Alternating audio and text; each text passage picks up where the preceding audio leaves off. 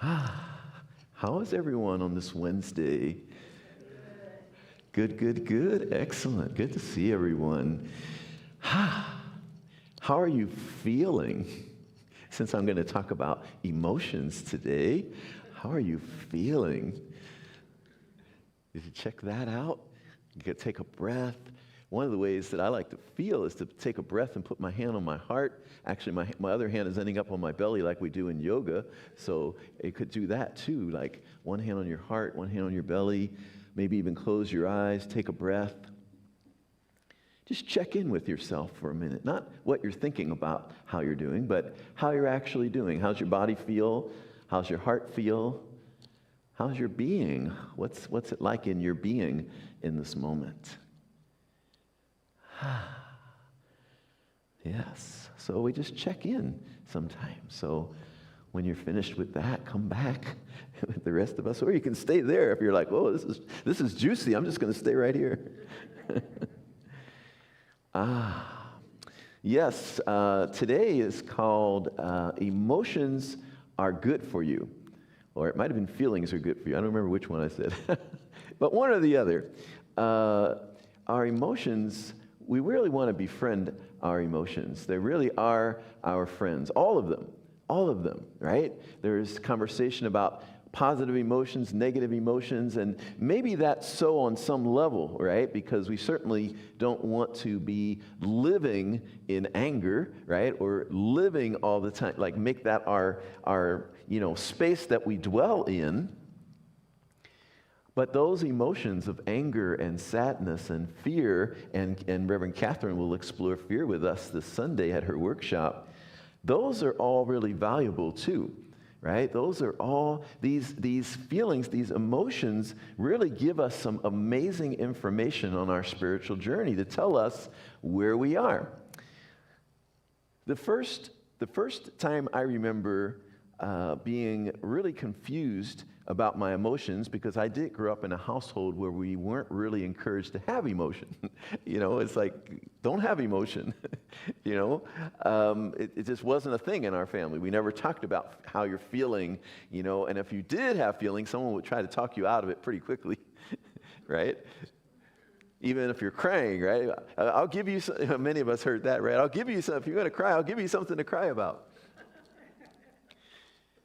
So at 17, when I graduated from high school, I remember it so distinctly because I felt this profound sadness, and I did not understand it because my mind said, I should be so happy right now. Like I just graduated from high school, I've got the whole summer off, and then I'm about to embark off and go to college, and how excited. My mind, that's what my mind thought. Right? That was my thought process.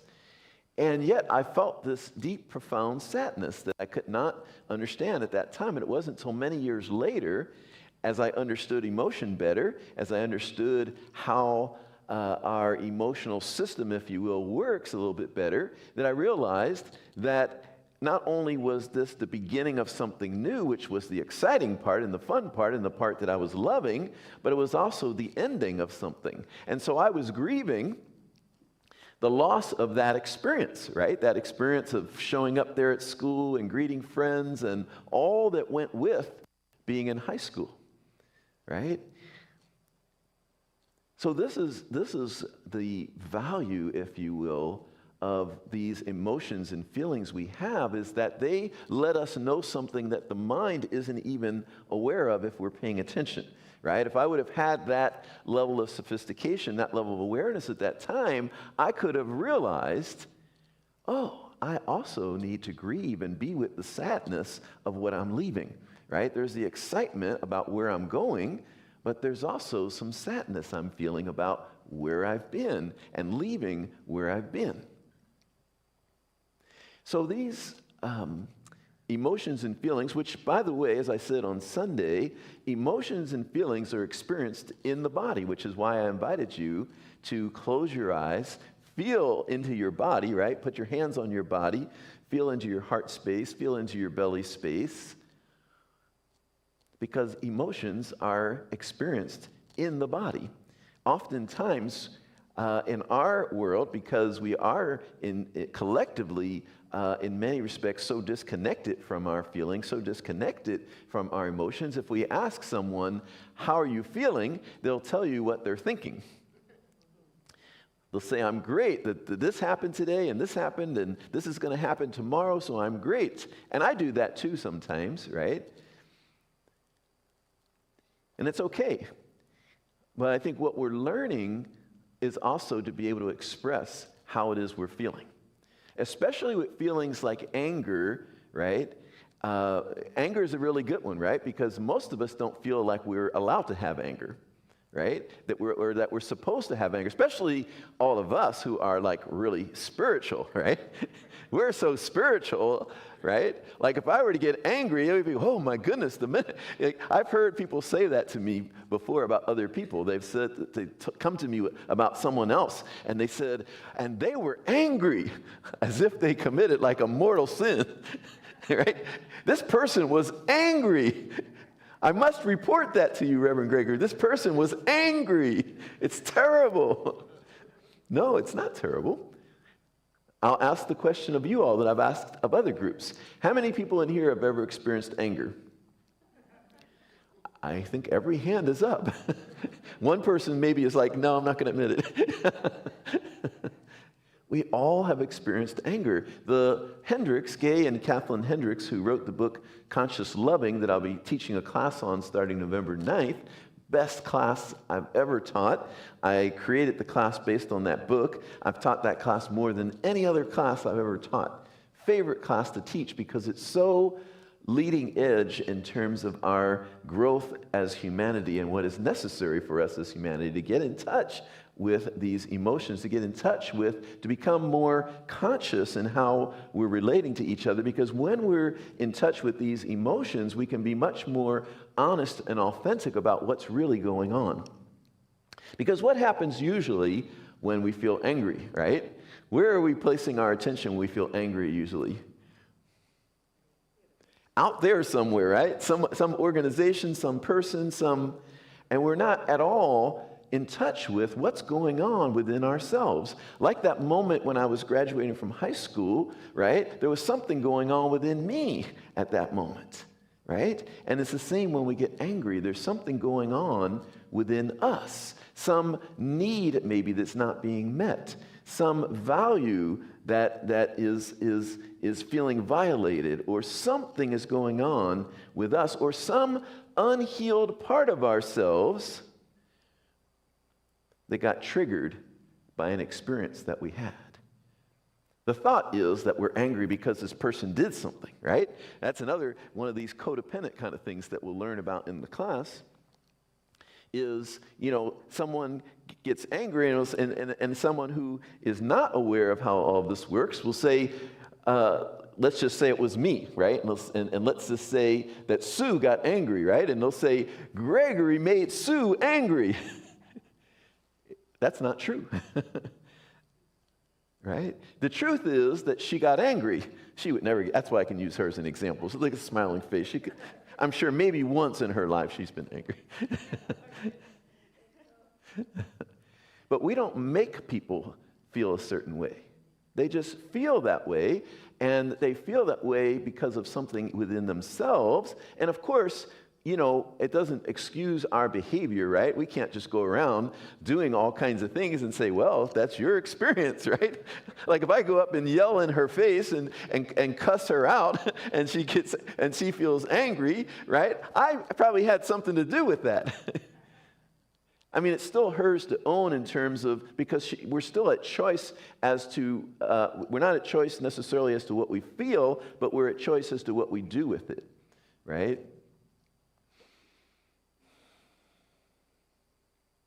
One of the ways to think about these emotions and feelings that we have is similar to the feeling of pain that we have in the body, right? We feel pain in the body because it's indicating to us that something needs attention. Like right now, I'm having that situation. Yesterday, I started feeling pain in this area of my knee right here at certain times after I've been sitting for a little while. Then I go to get up, I feel pain, right?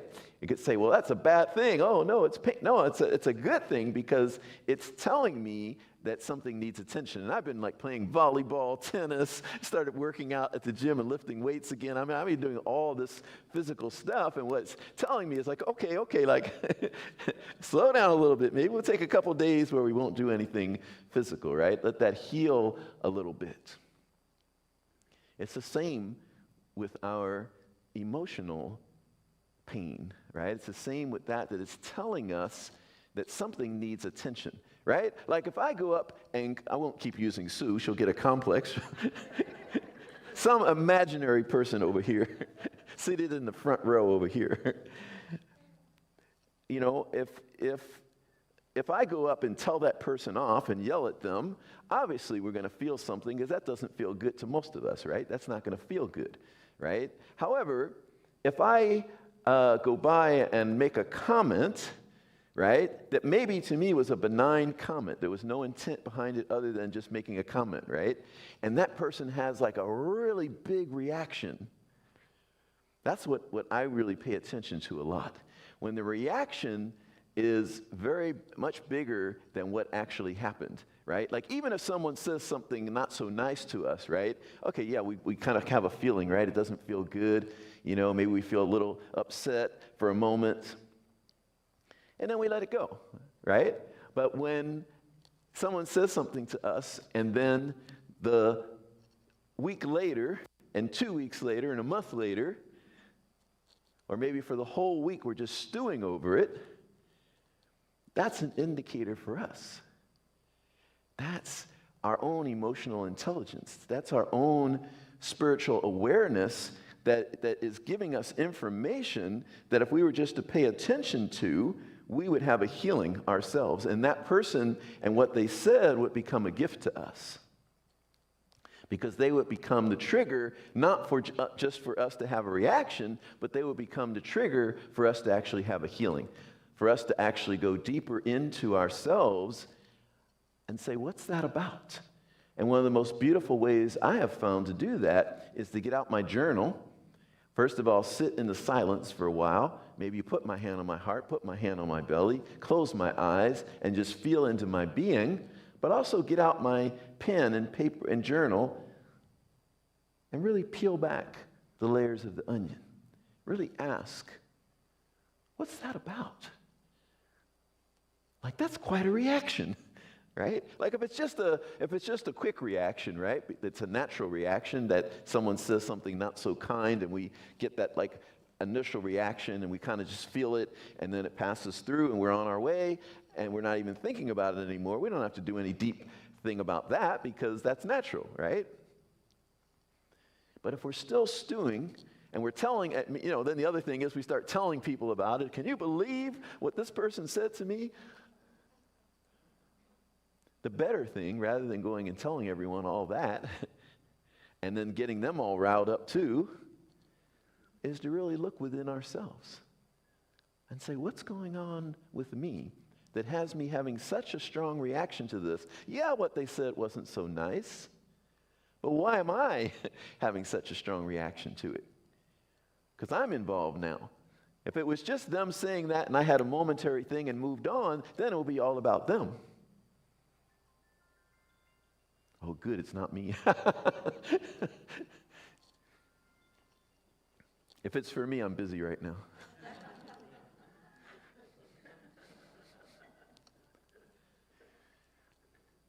So the encouragement today really is to befriend your emotions, to really befriend them, to really welcome all of your emotions. The Hendricks say that there's really only two things to do with your emotions.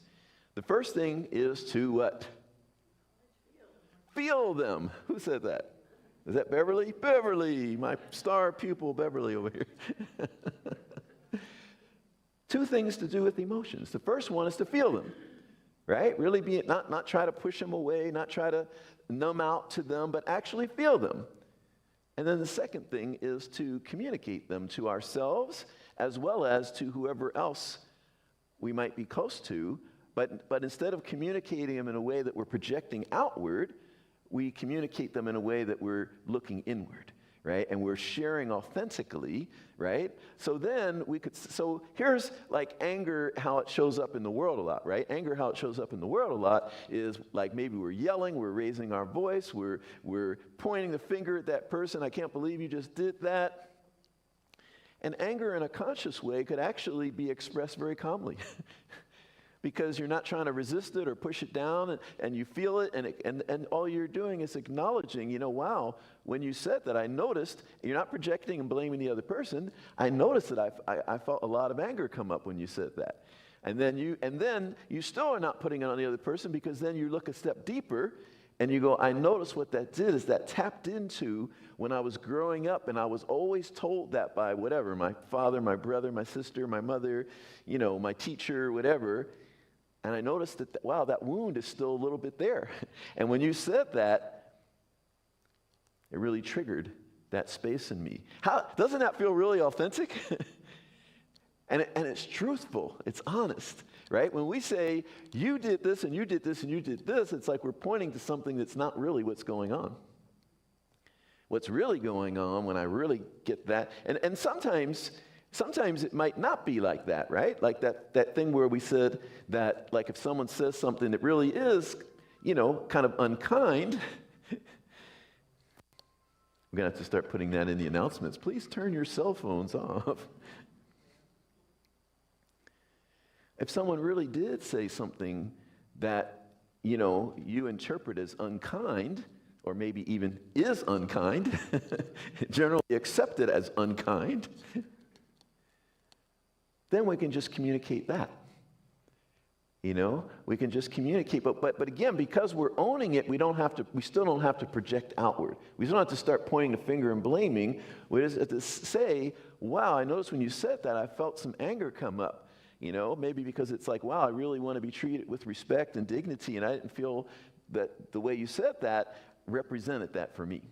See what I mean? See how there's no saying you're wrong. It's saying, for me, that's not how being treated respectfully shows up. So we're like owning it, right? And we're being truthful, and we're being authentic, and we're being real in that moment about what's really going on. How many times, and we're going to end pretty soon here, and we're going to open it up for you all, but how many times have you been in experiences with people where you sense that something's going on, right? Like you say something to them, you don't even know. You don't even know. It didn't seem like you weren't trying to offend them. You weren't trying to say anything, but you notice their whole demeanor changes. And so you might ask, is everything okay? And how many times have you gotten back, yeah, I'm fine. Everything's fine, right? That's not authentic. Because it creates a disconnection between us and the other person, right? Because we all know something just happened, but now we're not acknowledging it. We're pushing it under the rug. So this conscious loving class that I'm inviting you all into is really going to help us to have these really authentic, healthy relationships where we don't have to blame, and we have the greatest opportunity to have close relationships where we actually get our needs met. And so befriend your emotions, feel them, communicate them first of all to yourself, like what's really going on with me right now without projecting outward. And then if it is meaningful to someone that you're close with, communicate it to them and really let them know that you're not blaming them. And then here's the thing. If they still feel like you're blaming me, that's their journey. You know what I mean? You don't have to take that on. Your role is to be authentic yourself. And then if they take it on as, even though you've said, like, no, this is all about me, I'm not putting it on you, and they still say, oh, it feels like you're putting it on me, that's their journey. Seinfeld, I got to do Seinfeld now because it just popped in. The George character on Seinfeld had this whole thing where if he was breaking up, he would say, it's not you, it's me. And a woman one time reversed it on him and said, she broke up with him and she said, it's not you, it's me. And he said, you're telling me that? If it's anyone, it's me. And she said, okay, fine, it's you. Anyway, I'll end on that note. Thank you all for listening today. Thank you. Thank you so much. And let's open up the floor. I love all of your questions, comments. That's right. We got to do Ruth. Thank you, Ruth, for pulling out that plate. Yes. Before we do any of that, let's give you a chance to give because wow, that's a good thing for all of us, right? So Ruth is going to go around with the plate. And we've got all these different ways you can give. You can use the scan to give. You can do the website, redondocsl.org/donate. You can also text this number up here, 424-379-3733, and just put the amount you want to give, all kinds of ways to give. Or you can just hit up Ruth as she's walking around and put something in the plate there. Thank you for the ways that you give. And we've got our affirmation coming up on the screen right now. Right now. All right. Let's say this, divine love consecrates my gift. It goes forth to heal, to bless, and to prosper all those who give and all those who receive. I rejoice in the sharing of my good, and I release my gift with love, and so it is. Thank you, Ruth, for being our usher every Wednesday. I love that dedicated, committed service where she just shows up every Wednesday. And for those of you who, how many of you here would love to see this center really expand and grow and fill up all the seats in here? How many of you are up for that? All right, so all of you who just raised your hand, if any of those of you just raised your hand have skills or an inclination to work with children, I would be so indebted, have a debt of gratitude towards you if you were to volunteer once a month in the youth church, because the youth, in order for us to grow, we're going to need to serve families, right? We can't have all people like us who are over 60, Some of you maybe aren't over 60. I happen to be in that category. So, we need to be able to attract young families as well. In order to do that, we have to take care of their children, right? So I know that, if you miss the service, you're going to get a CD for it and a debt of gratitude, and you will really that is one of the greatest ways right now, it's one of the greatest needs we have in the center right now, is for people being willing to once a month go in there and work with our children. And wow, that is so rewarding, because I did that when I first came in to Centers for Spiritual Living. I just felt a call to work with the children, and it was so rewarding.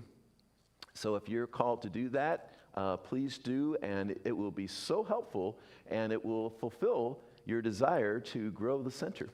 Thank you. All right, so let's open up the floor. Bettina, you've got your hand way up there right away. We're going to get the mic to you. Just give us a second. Vincent's coming along, and thank you, Vincent. Vincent's a regular volunteering back there in the audio-visual on Wednesdays. Thank you so much. So regarding your talk about anger, I totally get it on a one-on-one level, but what about the big stuff? Like, for example, just before I came here, I had the radio on, I listened to the news. They said Elon Musk gave $850 million to the Trump campaign. And of course, my first thing was anger. It's like $850 million, we can do so much with this. What are they going to do with this money? Are they going to now pay people to vote for him? So these were my thoughts. And I was wondering, like the big thing, of course, is Putin starting this war. I mean, there's a lot of anger and sadness, all these emotions coming up, but there's not much I can do about it. So I'm like, okay, is there any insight you have on that stuff, the big anger? Yes, beautiful question, beautiful question. On some level, what we do with it is the same, right? Because there's still that anger that's coming up in us, right? That's the first place where it's coming up. It's not coming up out there, it's coming up right here. It's coming up in me. So the first thing I would want to do with that, still, even though it's not one person, the first thing I would want to do is to look at what is that going on in me, right? And there's like kind of a natural, I think, outrage when we see injustices or what we perceive as injustices, right? it's kind of a natural thing, right? So, but what I would want to do is I would also want to make sure that I'm clearing within myself anything, because sometimes it's not totally clean, right? Sometimes we think it's all about that, and then we find out, well, it's really about that I'm still angry about this other thing, right? When I was a kid or when I was growing up. So I would want to clear all that. I would still want to get that growth for myself, and then I have to feel that feeling, because the thing is once we feel it, then it dissipates, right? And it dissipates and it dissipates so that we become this clear vessel for peace and for love, right? Because we don't have any of that in us anymore, right? Because our space, what are we responsible for? We're responsible not for what all these other people are doing out there. We're responsible for what am I doing right here? And how am I being? And what am I contributing to this, right? So once I clear all that out, and I've felt all of that, and I've gotten deep in my being, and I've cleared myself, now I can be this beacon of light, this beacon of peace, this beacon of love. And then from that place of being that beacon, I can begin to ask myself, what is mine to do? And when we say, there's nothing I can do, oh, there's always something we can do, right? There's always something we can do. We can go create more peace ourselves. We can say, what am I to do? Maybe I'm to go and serve people in a certain way, right? So maybe I can write to my Congress people. Maybe I can go to Washington myself. Maybe I can run for office even, right? There's all kinds of things we can do. And then can we do them from that place of my desire is to create more peace in the world. My desire is to create a world that works for everyone. Now, what is mine to do? Michael Beckwith put it perfectly one time when I was listening to him. He said, we're not here to save the world. We're here to serve the world. None of us here is going to save the world, right? But what we can do is we can serve the world. We can find out, what can I do to contribute to a greater world? And it makes a difference. We are making a difference right here in this room. But thank you for that question, right? I don't want to downplay that, right? Because it's really difficult at times humanly to watch things go on in the world where we know as humanity we could do better. So let us just do better ourselves, and then let us be at peace. Let us do everything we can possibly do, and then let us be at peace, because that's what we can do, is all we can do. And we can't do any more than all we can do. And then we make our peace so that we're contributing to the consciousness of peace on the planet. But thank you for your heart there. We don't all have the same things that enrage us. Someone else would say, well, that's a great thing that is happening, right? But we have our own sense about what we would want to see in the world. So thank you for that question. Who else has something? All right, let's go to Sue over here.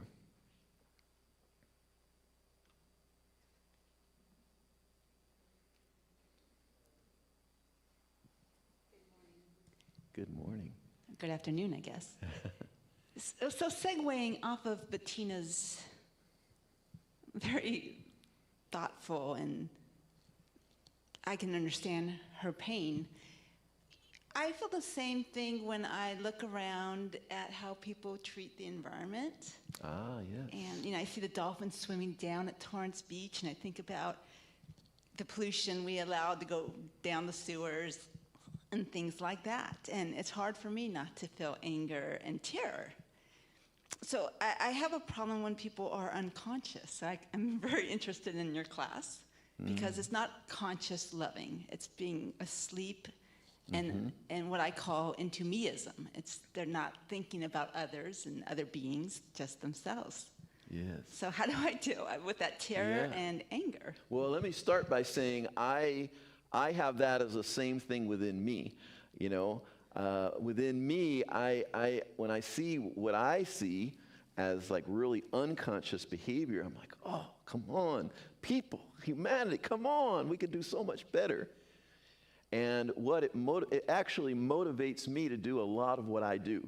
What keeps me really going is like recognizing how important the work is that I'm doing, right? Because I'm here to lift up consciousness. And I have to make peace with the rest of it, right? Because all I can do is as much as I can do. But if every one of us on the planet does as much as we can do to contribute to peace, to more love and all of that, this becomes an amazing world. It is an amazing world already, but it becomes an even more amazing world. So for me, what I do with it is I get to work even more. I really recognize, one of the reasons why I've taught this conscious loving class more than any other class is because I look at how much, if we were more conscious and took more responsibility for ourselves in all of this, and we weren't projecting onto other people, how much of a greater world that would be. So I've been teaching this class wherever. I've taught this class at centers all around the country. I've taught this class to ministers. I've taught this class wherever I can, and I just keep teaching it wherever I go. I knew when I came here, I'm like, okay, I'll be teaching conscious loving. Because that's what I do. So it's like find an avenue to channel that energy, right? It's like, okay, you've got that deep compassion and love, and you really want so much for our world and our planet and our environment. Channel that energy. Make it productive, right? Otherwise, it'll just destroy you, right? So channel that energy in such a way that it's like, okay, I'm going to really get involved here, right? And the first thing we can do is to make sure we're not contributing to these things on the planet, right? And then after that, we can start to educate other people. Because a lot of it's lack of awareness, right? People don't even know that oh, you could just make a slight change and you would really help, So discover what is yours to do and put lots of energy into that. Put all the energy that you would put into being frustrated, put all that energy into doing what you can do to make it better. Yeah. Beautiful. We have an online viewer from the East Coast, Sydney Glass, wanted to give a piece of advice. Anger is one letter removed from the word danger. Say, God is love to yourself whenever you feel anger rising within you. All right. God is love. I will say that right now. God is love. Thank you, Sydney. I'm from the East Coast myself, so blessings to the East Coast. Anything else from online, Grant? That's all from YouTube. Okay, great.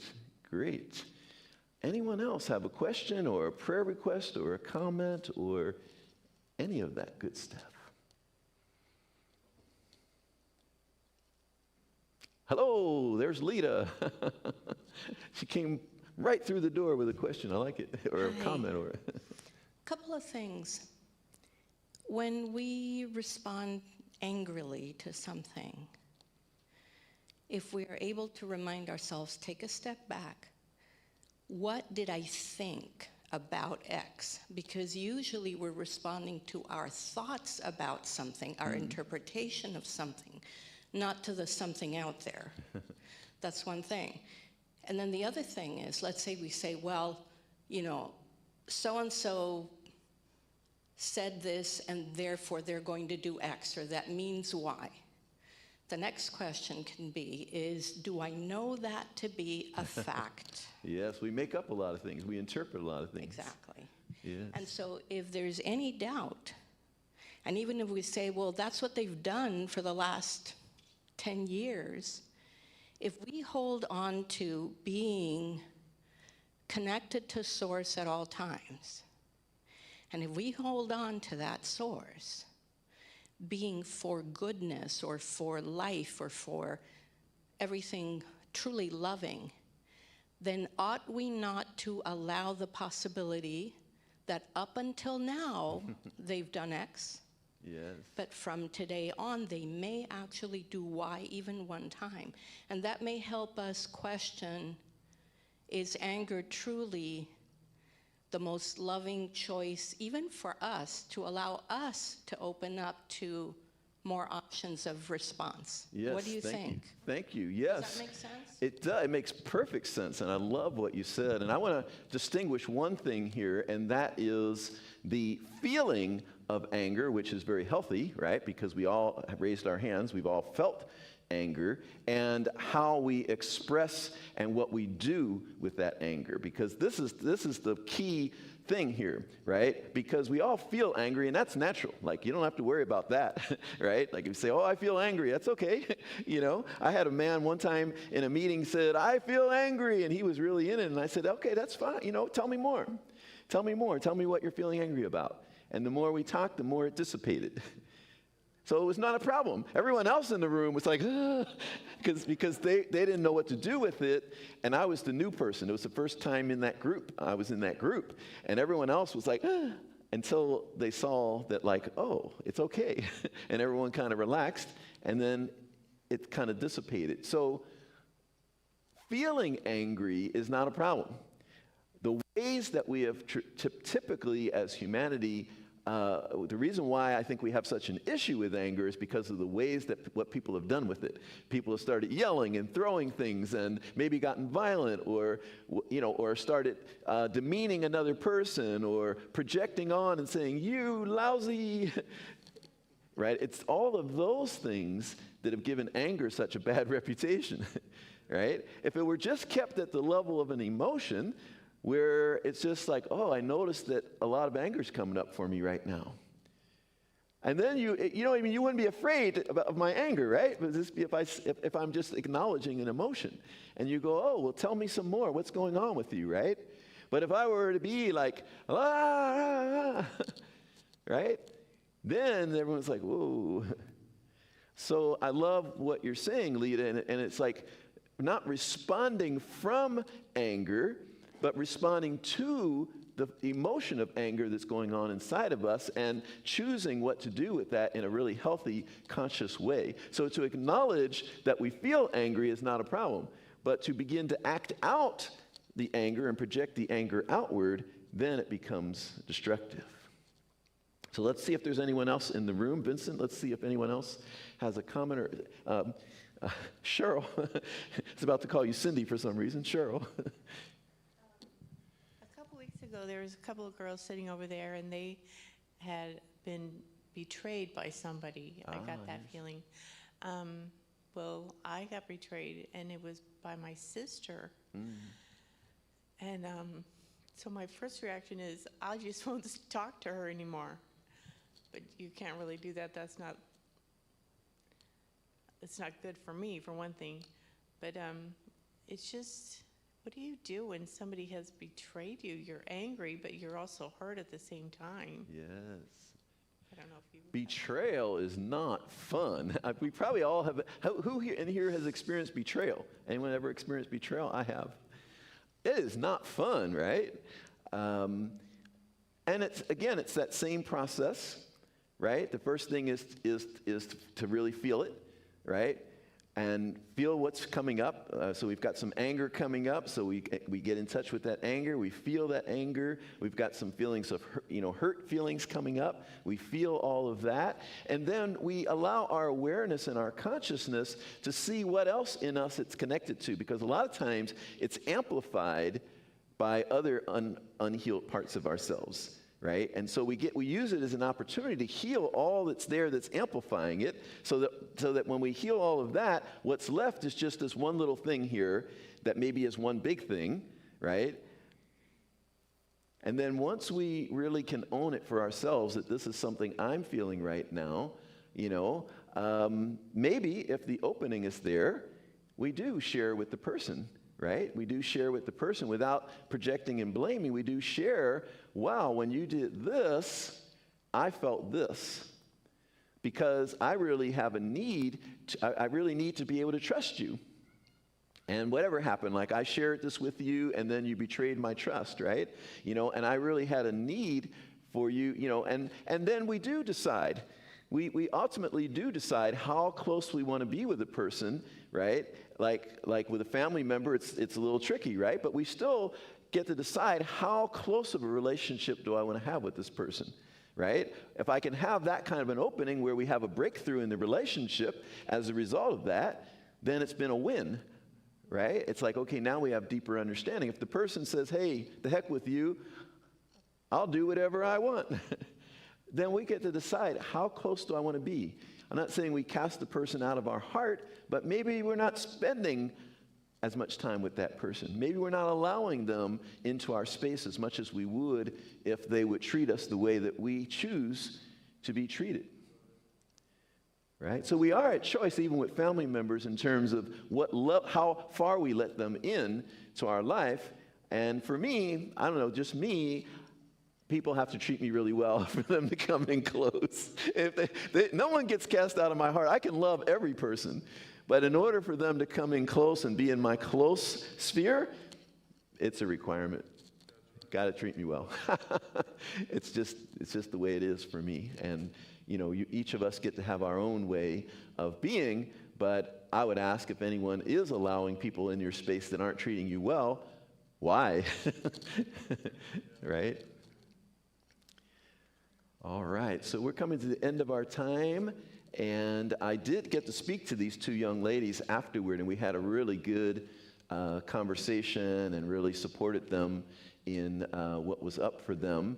And it does kind of, Alita kind of alluded to it, that things do get exacerbated by what's already in us. And the opportunity is to clear up all of that so that at least all we're dealing with is this thing here, and to make sure that what we're dealing with is this thing here. Because sometimes we clear up all that and we realize this wasn't even about this person after all. Not in all cases. I'm sure that there was an actual betrayal in your case. So we're out of time, but thank you all so much for being here today. And if you have prayer requests that you still want to give, come up front, or questions or things you want to share, I'll be right up here. Thank you so much. Have a great Wednesday. Thank you.